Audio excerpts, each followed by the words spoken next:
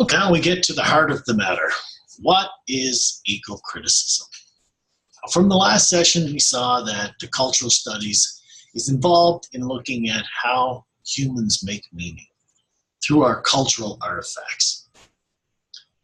And we can use different theoretical lenses. We can use different constructs to draw meaning out of how human beings communicate and what that says about human behavior, our society, our values, any number of things.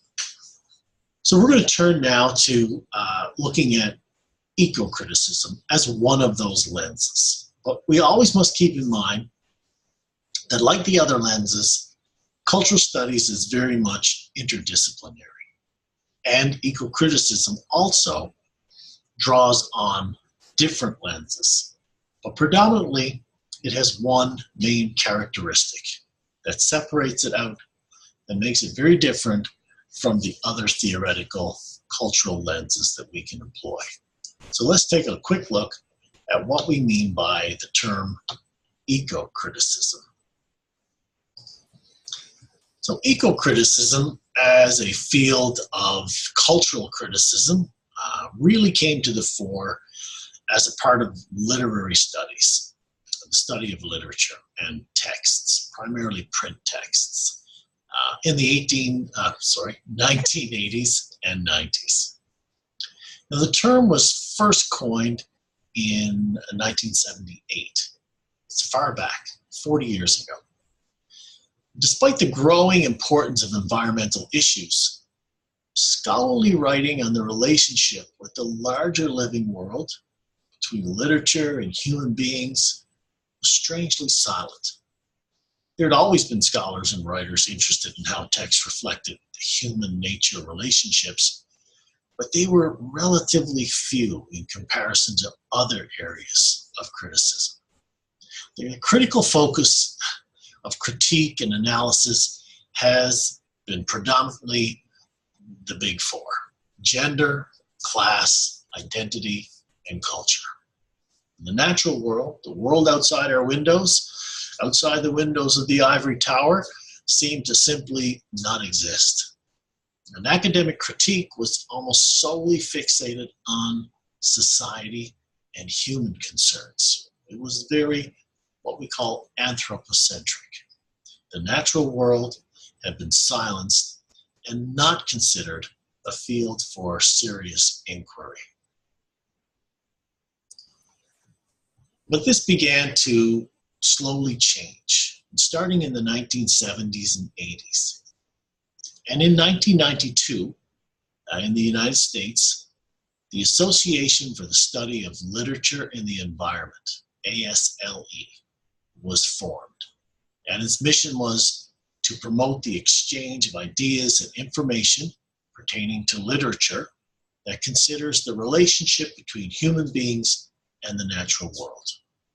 Now, since the 1990s, ASLE has developed into an international presence with affiliates in Canada, ALEC, the UK, New Zealand, Korea, and Japan, among other countries.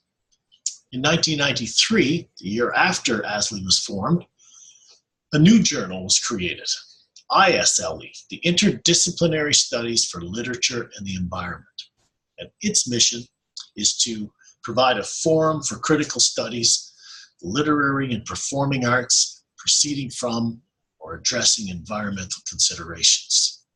These would include ecological theory, environmentalism, conceptions of nature, and their depictions, the human-nature dichotomy, and related concerns. So it's broadening its mandate. As you can see, performing arts are also included in there too. So in the early days, it was very much focused on literature, and it came out of that particular area of study. But as we've moved through the decades, we see eco-criticism being a part of many other different aspects of cultural studies. Since the early 1990s, almost 30 years ago now, eco-criticism has developed into a vibrant theoretical orientation for literary studies and as I mentioned, cultural studies across a number of disciplines. So ecocriticism is the study of the relationships between culture and the more than human world. Feminist criticism examines the language and literature from a gender-conscious perspective. Marxist criticism brings awareness of class, power, and economic structures to the analysis of cultural texts. Ecocriticism takes an earth-centered, ecological approach to cultural studies. So as I mentioned before, like critical theory and cultural studies, ecocriticism is interdisciplinary. There's a cross-fertilization between cultural studies, literary studies, environmental studies, art, psychology, philosophy, history, law, ethics. All of these areas can be informed by an ecocritical lens. And in the last 20 years, there's been a huge growth in the development of sub-disciplines that emerged and are emerging as fields in their own right. So just in the last number of decades, we've seen the rise of environmental law, environmental philosophy, environmental ethics, eco-psychology, eco-pedagogy, environmental education, eco-poetics, green cultural studies, ecofeminism, the Anthropocene or anthropocentric studies. Scholars throughout the humanities are finding ways to add an ecological dimension to their respective disciplines.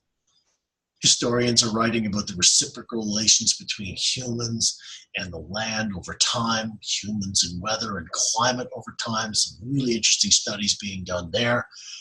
Anthropologists have long been interested in the connection between culture and places and how people create value systems that help cultures live sustainably. Psychologists especially are exploring the links between environmental conditions and mental health and emotional well-being. Philosophy has developed new fields like environmental ethics, deep ecology, ecofeminism, social ecology. So there's a lot of work happening that is moving our understanding toward a new ethical and conceptual foundation for human relations with the earth.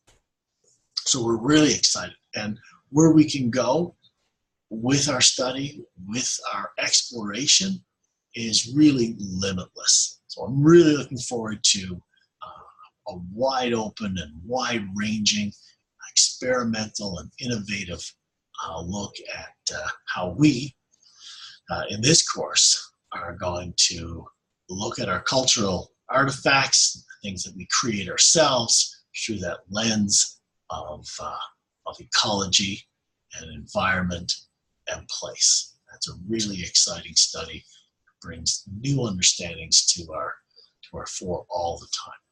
So yeah, until next time.